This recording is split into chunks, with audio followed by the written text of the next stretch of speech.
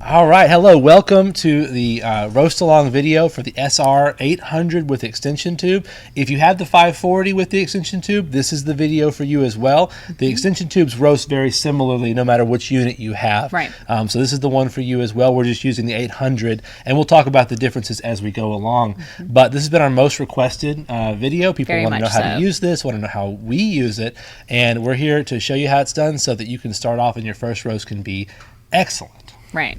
I'm Catherine Mansell. I'm the director of Current Crop Roasting Shop in New Orleans. And I'm Stephen Burnett. I work at Coffee Bean Corral. I do marketing and coffee roasting as well. So we just have fun, basically. It's pretty great. So we have come up with 10 commandments of roasting on the fresh roast with the extension tube. So Catherine, why don't you lead us off there? Sure. Number one, you always want to roast in a well-ventilated area. So no matter which roaster you're using, the darker you roast coffee, the more smoke is going to come out of these roasters. So you want to make sure that you're underneath a vent. You can see behind us we've got a couple of vents that are pretty heavy duty here at Coffee Bean Corral. If you're roasting a little bit of a lighter roast, you won't have to worry about such a big vent.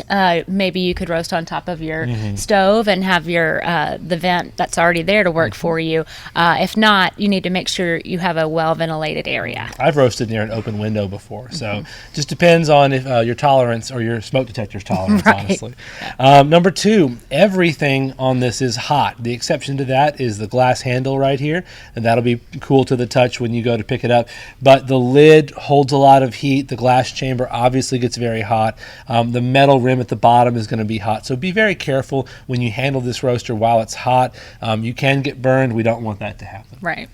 Number three is run the whole cool down phase. So even if you're using an outside cooling tray like this one here, you still want your roaster to run through that 3-minute cool down phase at the end. It's going to increase how long you'll have the roaster in general and have it working as well as it should be. Yeah, we keep these things working for years up here, and we use them every day. So run that full cool down to keep it running well.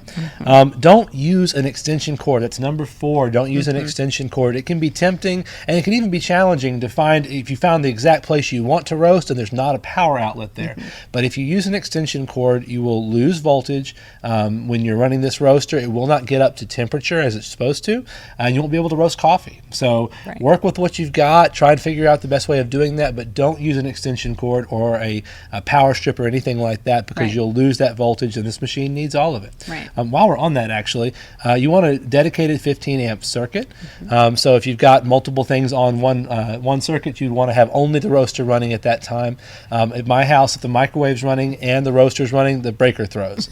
So you can run it on a 15, but it needs to be dedicated. If you have a 20 amp circuit, that's even better. Then you don't have to be so persnickety about everything else being turned off. Right.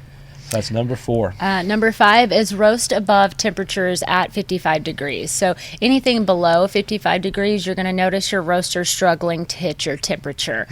So if you're roasting outside, if you're roasting in a garage, make sure that the temperature doesn't get below 55. Absolutely. And be mindful of the little ones. That's number 6. Be mindful of the little ones. We said this is hot. Sure enough, it is. It's made of glass. The extension tube makes this a little more top heavy. And little ones running around tend to want to bump into things, touch things, try things. And so I would keep them away from the roasting area while this is roasting, and even afterward, because it's still going to be hot even after the cool down is completed. Up next is make sure you clean out the chaff. So the chaff settles in this chaff collector, which comes off into 2 pieces. So the air pushes the chaff up through this circle and it settles right here. So in between every roast, you want to make sure you dump the chaff collector and clean off the top as well. I use a little paintbrush to scrape right over the mesh to clear it out. Yeah, and something else to consider, we're roasting a wash process coffee today, and the chaff on that is going to be pretty minimal. On some of your natural process or dry process coffees, your Ethiopians and things like that, they'll be very, very chaffy, and sometimes they have so much chaff they can actually clog the lid, clog the chaff basket. So on those especially chaffy coffees, you might want to lower the amount of coffee you put in the roaster so that you don't clog it up. It'll spike the temperature in the chamber. You may go from first crack to second crack to burnt real quick. Real quick. So watch out for that. Yeah. Okay, and number 8 is roast in a clear area, not a cluttered area like what we are roasting in right now. We're breaking this commandment currently. Wires, microphones, sound equipment, all that kind of stuff. You want to roast in an area where you've got your roaster, maybe a notepad, maybe a timer, and that's it. You want some elbow room. When you're handling this roaster and everything's hot, you want to be able to put it down easily. You don't have to be trying to figure out where to stick it and all that kind of stuff. So roast in a non-cluttered environment. Right. Number 9 is lower the fan. Every time you lower the fan, it gets hotter on the inside of the chamber when you're using the extension tube. So you don't want to roast low and slow. You'll bake the beans and they won't taste like anything. So you want to make sure throughout the roast that you're continuously lowering the fan. The beans are still getting agitated, but they're going to get a bit hotter, which is going to help you get that flavor profile you're looking for. Sometimes with this roaster, you'll see comments online from people that say it does not get hot enough to roast coffee. And I promise you, those people do not lower the fan throughout the roast. It's the number one thing that Fresh Roast says on their website. Lower the fan throughout the roast. And then number 10 is record your roast. We'll talk about how to do that in a minute, but record every single one of them. Make notes of what happens and when, how hot the roaster is, the changes you're seeing, the changes you're hearing, and the changes you're smelling even. Make those notes, because once you get into this a little bit, it'll help you learn the roasting much faster. But also, even when you come to a new coffee, if you're an experienced roaster, you want to take notes on how you roasted it, so when you make tweaks and changes, you can capture that and repeat the really good recipe, the really good roast profile that you figured out. So always record those roasts. So that's the 10 commandments of roasting. And you get your whole area set up. Go ahead and do that right now. Pause the video, clear the table off outside, wherever you're going to be roasting in your garage, however it is. Get all that ready to go, and we'll come back and do this roast for you. Okay, thanks. All right, now we're back, and we're going to go over the different parts of the SR800 roaster. So starting up top, this is your chaff collector and the top, and it does come off into 2 pieces. So that'll be important later when you go to take it off when it's quite hot. It gets a little wonky, so you want to make sure you have a towel and grab it to where both parts are coming off at the same time. This next part here is the extension tube. Now we've added this to the roaster because you don't have to use a very high heat setting, and the beans have a lot more room to move around and get agitated, which really helps get a more uniform and even roast. That's right. Now, if you've just gotten your roaster an extension tube, it may be kind of confusing. It came with 3 rubber bands and this wonky looking gasket here. It's really simple to put on. The first thing you're going to do is you're going to slide this gasket, the thicker gasket, on first, where the gap is face down, onto the extension tube. And then at the very bottom of the extension tube, it's kind of hard to see here, but there's 3 rubber bands, and we just layered them one on top of the other. So they all 3, you have to stretch the last one a little bit, but they all 3 sit in there. People get worried. Sometimes I had a guy email me and say, these rubber bands are going to melt. No, they're made to resist heat. They're made for the very high temperatures in this roaster. So that's how you do it. So 3 rubber bands layered over each other, so they're extra fat, and then this one big one on top here slides right in. You can actually pull this out for cleaning. You can take them off, put them back on. The more you take them off and put it back on, the quicker that will wear out. The gaskets will wear out, but they have replacements that are available, and so that is just something for you to know. Okay, so that's the top, and then we have the base, and we'll go over the display and the controls here in a second. But the base is really the most important part. It's the heating element and the fan and the control panel right down here. So that's our roaster parts. Now, if you've never used this before, you're going to want to do a dry run or a dry roast. So what is that, Catherine? So you're going to turn on the roaster without any beans in it and let it go through the hot temperatures for a good 5 or 6 minutes. So fresh from the manufacturer, you really want to burn off anything that's left over, any residue that's left over. You definitely don't want it to be there when you roast your first batch of beans, or they won't taste very good. Yeah, if you ever get like a new toaster oven, something like that, the first time you run it, it just smells off. It smells weird. That's the manufacturer particles. That's what we're calling them. That's what we're saying. They get burned off in that process. After that, it'll be good to go. So if you have not run your roaster dry, or with seasoning beans or something, some cheap beans you can put in there, whatever works, go ahead and do that. Run it for 5 or 6 minutes in the inner cool down mode. You'll do that by pressing power, the on button there. Just go ahead and press run cool. Let it go for about 5 minutes, press run cool again, and it will shut off automatically. Once it does that, it'll be cool. We can go ahead and start with the next phase here, which is actually roasting good, drinkable, delicious coffee. That's right. All right. All right, now we're going to talk coffee. So we have 8 ounces, an entire half pound. So if you have your sample kit, one of those small bags, the entire half pound is going to go into the roaster. Now, we chose to go with Colombia Don Enrique Reserve, not only because it's a fan favorite here in Jackson and in New Orleans, because it's a very great drinkable coffee, and it's quite easy to roast. It plumps up really nicely. It looks beautiful. That's right. Yeah. The tasting notes on this coffee are chocolate and cherry, and it's got a long, sweet finish on there. So I'm going to go ahead and load up the beans. Take your chaff collector off. This is the fun part. Love the sound. There we go. And the chaff collector sits right over the top, ready to go. Now, a couple things here. There are some accessories that we love to use when roasting. You just saw one of them. It's these little bean trays. Yeah. They're flexy. They're bendable. You can store the green coffee, weigh it out ahead of time, or you can pour the warm roasted coffee into it. Those are super handy. We also have, and this is one that I would almost call like a requirement. It's not really, but it's a little external timer. This thing is great because it lets you, when you're recording your roast and everything, you can actually see where you're at and mark the time. I don't want to do math when I'm roasting. Right. The countdown timer on the roaster is counting down. This is counting up, and so this is easier to use for that purpose. The other thing is, and you got this in your kit with your roaster, is a notebook. And I've got an example here of how I record roasts, but this right here is a very simple way of recording your roasting process. What you would do is you would write the name of the coffee, always important. You don't want to have a great profile for unknown coffee. Name of the coffee, the date, and then you're going to put fan, power, temp, and events across the top there. And then down the left side, 0 through 12, or if you're going darker, you might want to go 14. But each one of these corresponds to a minute of roasting. And so I have my preconditions here, the fan setting and the power setting that I'm starting with. And the temperature, of course, there's nothing there because we're room temperature. But at minute number 1, when you're recording these, at minute number 1, you record any changes, if you lower your fan, if you raise your power, what have you, and the temperature on the display. And do that every single time. And then when events happen, when you hit first crack, when you start seeing the coffee yellow, when you get into second crack, and especially when you enter cooling mode, you want to record those times. That way you can repeat that roast, especially if you catch lightning in a bottle, and it's absolutely delicious. Right. So the notebook, super underrated. Definitely use that every time. And then lastly, this is kind of fancy. I love this thing. This is the external cooling tray, dual basket cooling tray. It's got 2 baskets. That's why we call it the dual basket. A coarse mesh and a fine mesh. And we put the coarse mesh on top of the fine mesh. And there's a little CPU fan in the base here, and it sucks air through the coffee when it's been poured in. So we'll roast the coffee, we'll dump it in here, and we'll suck the air through it so that it cools the coffee very quickly. Under a minute, it'll get it down to where you can touch it easily, and it's almost cool.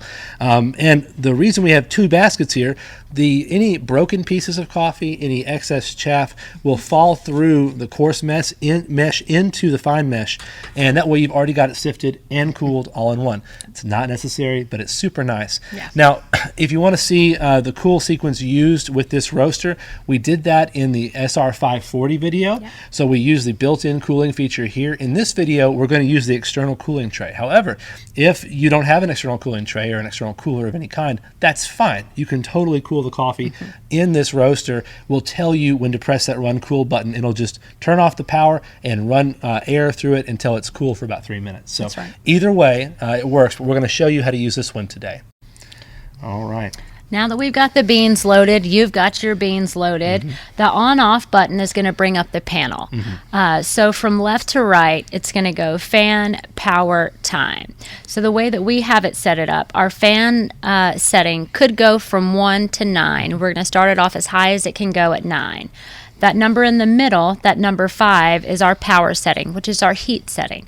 It could also go from 1 to 9, but we're going to start it off at 5, and it's going to stay at 5 throughout the entire roast. A benefit of using the extension tube is the fan is really going to do most of the work. lowering the fan, but it's also increasing the heat without you messing with the power adjustment at all.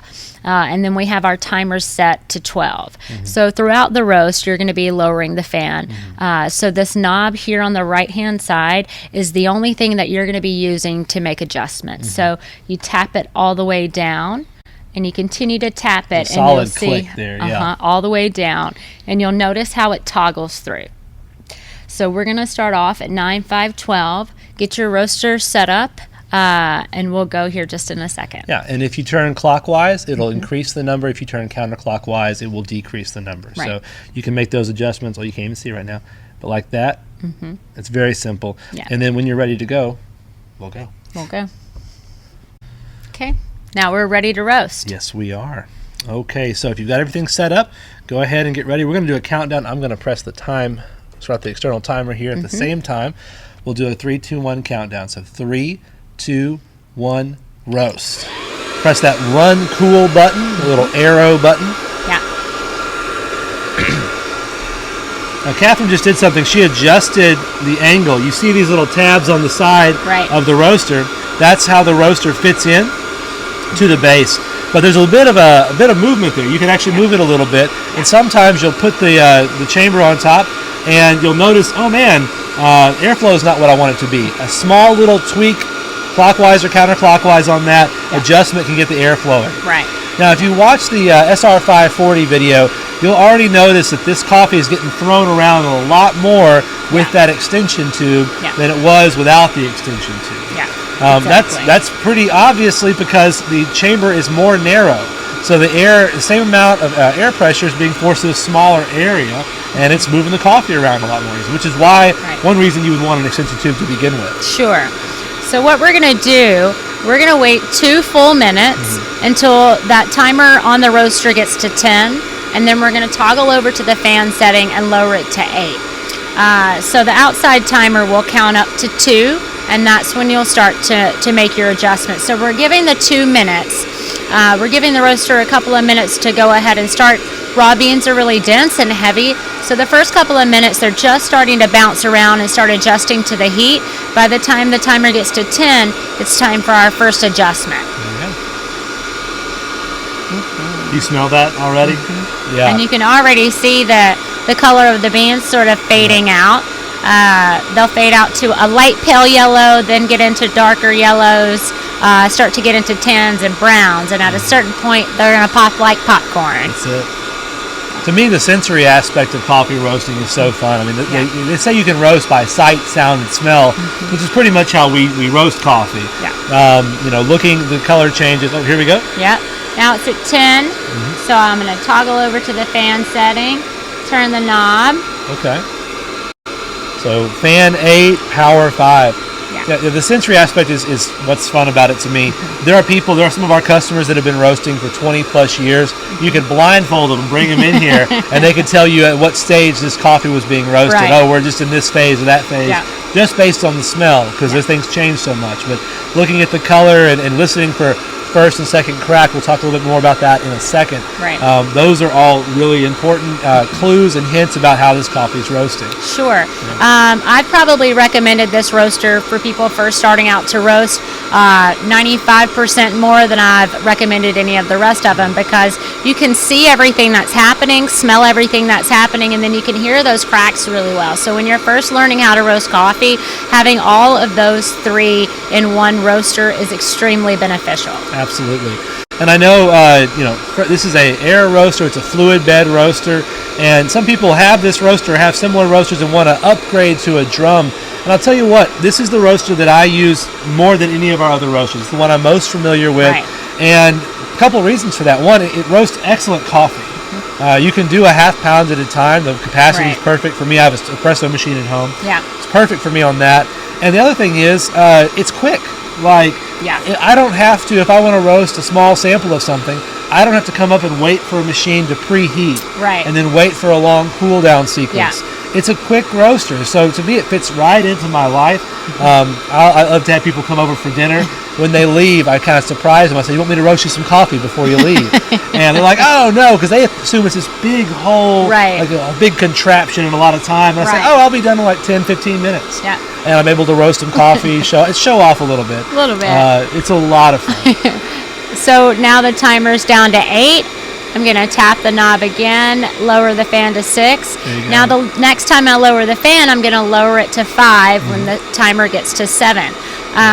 So continuously lowering the fan as we're doing is slowly increasing the heat on the inside of the chamber. And you want to slowly increase the heat every time. Oh, it's got to catch up a little bit. There we go. You want that coffee really moving around. That's right. So if you notice, if we make a change and your coffee stops moving, go back to the previous setting. Go back to the higher fan setting. You want the coffee moving. Yeah. And that's what's great about this roaster is you can actually make these changes in real time. Some of the roasters that we have they're like big ships. Right. You know, if you know where you're going, you point them in the right direction, you'll get where you need to go. That's right. This one is like a little speedboat. You can make those changes and you can make those adjustments, and they take effect in real time, right in front of your eyes. And so if you notice, hey man, I lowered it, I need to bump it back up. Go ahead and bump it back up until the coffee's lost a little more weight, and you can make whatever adjustments you need. There we go. There we go. So now we're moving better. We're at that 6-5. There you go. A little tip: when you're roasting, you can twist this knob clockwise, and the temperature's going to pop up. Tell them more about that one. Yeah, so this is really helpful. Now, this is not telling you the temperature of the coffee beans. The bean temp is what roasters call it creatively. This is telling you the temperature of the air going into the chamber. Right. So the bean temp will be less than this, and what we call the environment temp, or the air leaving, is going to be even less than that because the beans will absorb some of that heat. It's a helpful metric anyway, and I always record it into the temperature section because I want to know, hey, when I do this coffee, every single time I do it, I'm in the mid 400s at this point. But now I'm roasting it, I'm in like the 420s. Yeah. Maybe I need to bump my heat up. Maybe the voltage at my house is there's a high demand on the grid at this point. Things like that. You can make those adjustments by having the information in real time. It's very useful. Oh, you hear that? Starting to hear it. Okay, hopefully you can hear that first crack. I was going to lower the fan again, but because I heard that first pop, I'm not going to. That means that it's reached the temperature where all of the beans are about to go through that first crack, so I don't want to lower it because it would make it even hotter and it would overshoot that first crack a little bit. Yeah. So first crack is basically coffee acting like popcorn is what it is. Yeah. And it's the moisture inside the bean expanding to the point that it can actually fracture the coffee bean. And until now, we've had coffee beans, but it wouldn't be coffee. Now that we're in first crack, and you can hear it kind of rolling, now that we're in first crack, we have drinkable coffee. This would be a cinnamon roast if we stopped it right now.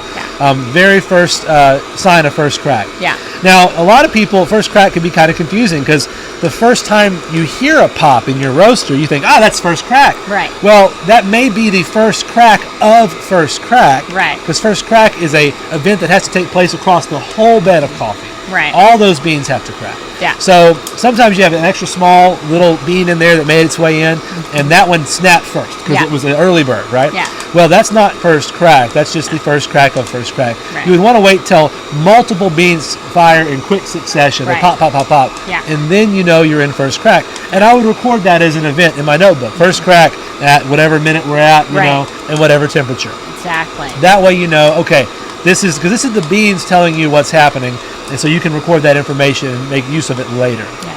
And you notice that the beans are taking up much more space the longer we roast. So the beans are steadily losing weight throughout the roast, so they'll start to take up more of this extension tube. Now, in the other video, when we were using the roaster without the extension tube, it starts to use a little bit more than half of the roasting chamber, but with this extension tube, it gives the beans so much more room. I try to think of it kind of like being on a dance floor. The beans have a lot more room to move around and twist, so it helps get a more uniform roast. Well, we're pretty close to wanting to pull these. So if you don't have an external cooler, that's fine. We'll tell you when to press run cool, not right this second, but when to press run cool. Right. If you want to go a little darker, wait a little bit after we say press run cool. You know, this will go quickly. Don't wait 2 minutes. Right. You know, wait 15, 30 seconds. And then press it, because if you're using the built-in cooler in this chamber, it will take a little bit to stop the roasting process. Right. Yeah. If you have an external cooler like this, the roasting process should stop pretty much instantaneously, as that heat is just pulled off those beans so quickly. Right. So I'm going to go ahead and fire up the roasting chamber. Catherine, I'll let you call it if you want to pull the lid off, or run cool and pull the lid off. There's a bit of a dance to this, all right? So I'll take that. If you want to just call it, tell me when you want to do it. Sure. Ready? Right. 1, 2, 3, go. Okay. So we're still running that cooling sequence. Yes. So it's still blowing air through there. But, let's do that. There we go. This is why you want a clear area. There we go. And now we've got the coffee in the cooler. And if you've got one, or if you can feel right here, yeah, it's hot air being pulled off of these beans. Yep. At home, I have a colander and a fan that blows up, and I shake it over that fan. Now, it takes a little bit longer than this one. This one, with it pulling the air out, it cools those beans down quicker than you could imagine. I had a very redneck version of that, where I had a shop vac and a piece of Tupperware and a colander, and I sucked the air through it. It melted the hose on my shop vac.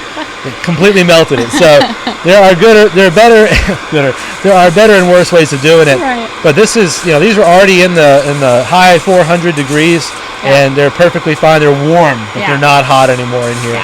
And I'm just going to agitate them a little bit in this cooler, and that way any chaff that's still connected to them or any broken pieces will fall through that mesh. And I'm sifting in, cooling, and it's kind of cool actually. Like we're already there. It's so fast. Looks good. We've got 2 more minutes on the cooling sequence here. And we're going to let that run out. Even if you use an external cooler, let that run out. Now, Catherine's increasing the fan, so why'd you do that? Just to help cool it down a little bit quicker, just to add a little bit more oomph to the fan. There you go. So there we go. So that coffee is looking amazing. Okay. And if your coffee's still in your chamber, still cooling in the cooling thing, that's okay. It'll come out. It'll be warm. But it will stop. It'll probably have stopped roasting at this point, and it's pretty much where you want it to be. Honestly, most of the roast is done on the front end. Most of getting things right is from the moment you start the roast till first crack. When I first started roasting, I would complete the roast in like 3 minutes. I had this roaster. I thought I was awesome, and then I tasted the coffee, and not so much. It was very bad coffee. And so if you set everything up right on the front end, where you hit that first crack in 7 to 8 minutes, something like that, then you can pull it whenever you want, depending on how dark you want it to go. Now, there's some exceptions to that, but that's pretty much how I think about it anyway. Definitely. Coffee's actually cold now in here. I'm going to turn that off. All right. We're almost finished with our cool down mode. Always run the cool down. Always. It's one of those commandments. But look at that coffee right there. I mean, that is really beautiful. Exactly what we were shooting for in terms of the roast degree. It's one reason I love the Don Enrique. It just looks beautiful. It looks impressive. It looks like you know what you're doing. Looks like a Christmas present to me. It looks like a Christmas present. Absolutely. Okay. Well, a couple of things we want to tell you before we go. Well, first of all, congratulations. You just roasted your first batch of coffee. Nicely done. Well done. I hope it looks as beautiful as this. You can definitely tag Current Crop Roasting Shop or Coffee Bean Corral with pictures of the coffee you roasted. That would be super fun. But we do have a live stream event. So whoever bought you your roaster, if it was you or if it was a very dear friend or family member, they got you access to this video, the roast along kit as well, but also the live stream event that'll be happening on the 3rd, and it'll be us two, and we're going to be talking roasting. We're going to be answering some questions, so you can log on, ask us your questions, and we'll talk, because you may develop some between now and then. Maybe something we said was confusing. Maybe you try some things out and you got some questions, want to know how it works. So we're here for you for that, and so we're looking forward to seeing you then. But thank you so much for joining us for this roast along video. Hope the coffee is delicious, and happy roasting. Happy roasting. Thanks.